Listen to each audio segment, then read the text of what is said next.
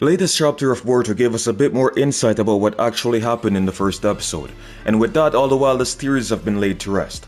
I initially thought that it was an Otsutsuki that was controlling him, and even went as far as saying that it was probably Code's true power that would grant him an ability to take control of someone's body using his claw marks. But now we know that we were absolutely wrong, and Kawaki's actually doing this on his own will, which changes a lot of things because now he's going to be seen as a villain even though he believes that he's doing it to protect Naruto.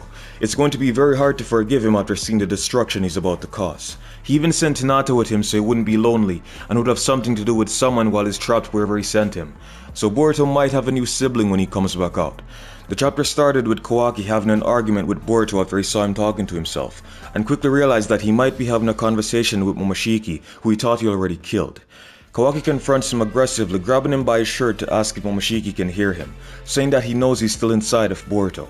Sarada begs him to stop and reminds him that they're still on an important mission, so there's no time for them to fight. While Shikamaru's also trying to calm him down, using the only thing that might actually work, to remind him of how fragile Naruto's emotions are, and if he'd want him to relive a heartbreaking moment of seeing his son get hurt. And that's exactly why Kawaki decided to seal him before going through with his plan. He understands how emotional Naruto is. He's not just physically protecting him. Witnessing something happen and hearing about it tend to have a different impact, and whatever way he can cushion him from the damage he's about to cause to the only person he admires, he's going to do it. He states that he's concerned that Momoshiki might be up to something. He doesn't trust anyone called the Otsutsuki, which is understandable, because he still has to live with the trauma of what Ishiki did to him. But after carefully listening to Shikamaru's reasoning, he decides to let go of Boruto and slowly walks out of the room. He's currently under heavy surveillance by the sensory unit because he's too powerful and reckless to lose sight of him. Shikamaru immediately tells them to start tracking his chakra, while Boruto follows behind him, trying to remind him about the mission they're currently on, which he completely ignores as he disappears on the final landing of the staircase, shrinking himself down to erase any trace of his chakra. A sensory unit ninja reports they can no longer detect him, absolutely shattering the illusion that they had him under their control.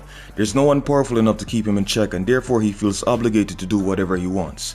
Ada and Damon shortly follows afterwards while Boruto is still confused, asking Mitsuki, who was standing outside, if he saw where he went. And she just casually walks away, stating that if you try to block me from doing what I want, I won't play nice with you, further implying that the system they've created is slowly falling apart and there's nothing they can do about it. If a structure is only as strong as the adhesives that hold it together, then when you have tremendously powerful people that it can no longer contain, the disdain of anarchy will shortly follow, then it will start to crumble. This is all alluding to that fact. Boruto, surprised from what he heard, decides to ask Shikamaru for orders, who informs him that it can't be helped. Let her do what she wants for now. Just don't take your eyes off her. That's your assignment. Have Sarada and Sumire go with you and Ada. We'll pursue Kawaki in our end. She's slowly turning the village into Simpland. We still don't know the full extent of her power, and if she goes wandering in the village, everyone that sees her will instantly fall for her. So if she decides to do anything out of the norm, only a handful of people who her jutsu doesn't work on would be able to go up against her, and they still wouldn't be enough. Meanwhile, Code is preparing his army of 10-tailed soldiers to invade the Leaf Village. He's trying to make up in numbers where he might lack the potential to take them by force. There's still a few people there who might give him some trouble, like Kawaki, Ada, and Damon, but they also have their personal agendas. And either way, the only place that's going to suffer from all this perceived threat is the Leaf Village. It's like having the Clash of Titans in one location that's about to be very unfortunate. But the person he's more concerned about at the moment is Ada, because she can see everything that's currently happening using her Senrigan Dojutsu, and that takes away his element of surprise. And immediately as he says this to Bug, who's sitting beside him drinking his life away, Ada relays the information to Shikamaru that he has over 1,000 soldiers ready to attack them. You may recall that Madara and Obito did something similar during the 4th Great Ninja War, and those things were quite formidable. These look a bit different, plus they have the claw marks which I think he'll be able to appear from, but we're still not sure how strong they'll actually be. At the same time, Damon is making fun of how weak Boruto and everyone else in the village is, asking if there's anyone there who can give him a challenge, when suddenly he senses an astonishing surge of power, and rushes outside to see who it was.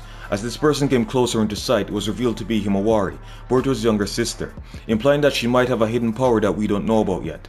Damon grabs her shoulders and frantically asks her, "You, who are you?" as she looks completely confused, replying, "What?" and begging her older brother to come and help her. Boruto drags him away from her, but he then realizes that they're siblings, saying, "You're Boruto's little sister?" before launching himself at her again in hopes to test the immense power that she possesses. As Himawari braces herself to be punched in the face, he suddenly stops in his track as Boruto grabs him. He proceeds to ask her why she didn't try to dodge his attack, saying it should be easy for someone like you, but Himawari is still confused and Boruto is telling him that she's not even a shinobi. My only guess from this is that Toneri may have implanted the powers of the Tensagon inside her. There's no other explanation that would really make sense. I don't see why someone that powerful would be concerned about the Byakugan, cause it's not an overpowered dojutsu. People tend to fade Toneri to the back of their minds, but he did seem to have done something before he got sealed away, and I think this might be it. We fast forward to Naruto's house where Kawaki arrives to find him and Hinata preparing dinner. He slowly intrudes on them, and by the time Naruto realizes that someone was standing behind him, Kawaki greets them by saying, "Sorry to be a pain," foreshadowing what was to come by the end of their conversation.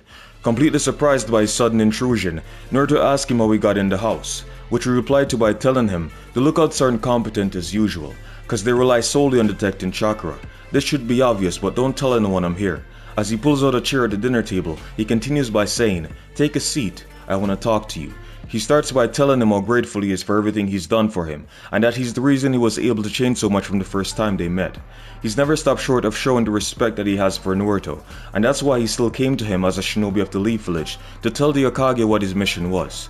Knowing what he was about to do and that he would never be granted permission, that's the level of respect that he has for him. He'd rather be seen as a villain by everyone else except Naruto. He goes on to say that, as long as the Otsutsuki exist, he won't be at peace. Naruto replies, "Well, it's the job of us ninja to dispose of such bastards, right?" But Kawaki responds saying, "No, ninja are simply those who die early," stating that he has no confidence in the shinobi world, which is why he was saying the age of shinobi is over in the first episode. After all, it was scientific ninja technology that gave him this power, which he believes he should use to get rid of every Otsutsuki that exists. We're seeing shinobi become more of a nuisance than help when it comes to dealing with these more powerful opponents. We know he's not much of a team player and that he's a bit selfish, but he's the only person that can take down even one of them at the moment. Therefore, they all have to play by his rules. He describes to them that he felt some sort of guilt when he found out Boruto didn't die, that he felt like he had failed, and that this time he'd get it right. But before he could finish his sentence, Hinata slaps him with a thunderous left hand. As he falls over on his chair, she shouts at him, "You're insane! No decent human being would think that way." Kawaki manages to catch himself from falling over, then retorts, "It sure might seem like that to you. Then again, you're right. Only a crazy person would kill their brother." They gazed at him confused as he slowly gets up from around the table. He tells them that he's completely calm and that he's thinking straight, but there's no other way, even if they hate him to death for it. At this point, Naruto seemed ready to defend himself and his family, telling him that he'd have to kill him first before he kills Boruto. Kawaki turns his head to look at him, and in his left eye Ishiki's dojutsu was active, and it seems to have an extra spoke in its wheel-like structure, which means that he may have unlocked more of its power. It was usually 4 of them, now it's 5. Ishiki had 8 of them, so he might have 3 more to unlock. This would be the final time they made eye contact as he proceeds to seal the both of them in a different dimension, saying, "Once it's all over, you're welcome to kill me." The chapter ends with a broken picture frame of the Uzumaki family, symbolizing the end of a once peaceful household. Naruto is once again sealed, leaving Sasuke to be the only one strong enough to defend the village, but he's also nerfed as well. I think there's a lot more interesting things that's going to happen in the upcoming chapters. Let me know what you thought about this one in the comment section below. If you enjoyed this video, please leave a like and subscribe. Thank you for watching, see you in the next one. Until then, this is Kage Level signing out.